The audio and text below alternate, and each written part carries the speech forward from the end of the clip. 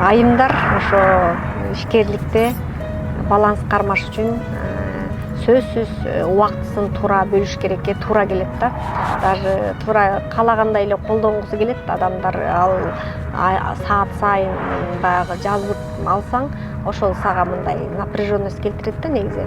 Бирок ошонткенге туура келет. Анткени себеби сен балдарыңды карашың керек, тамак жасашың керек, кириңди жуушуң керек, андан сырткары жумушуң бар.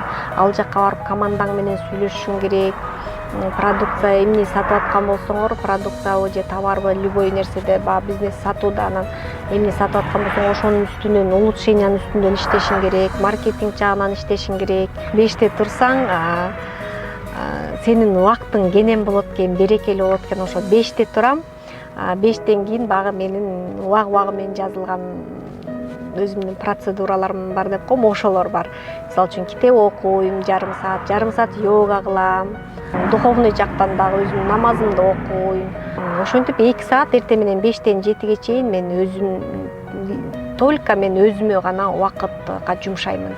Анан 7ден кийин уже балдарымды ойготом, сабагына даярдайм. Эртең мененки ошо балдарыма керектүү чайын берем, кашасын берем, анан сабакка узатам. Андан кийин жумушума жөнөйм. Жумушумда кылынчу баягы алдын ала жазып коесуң.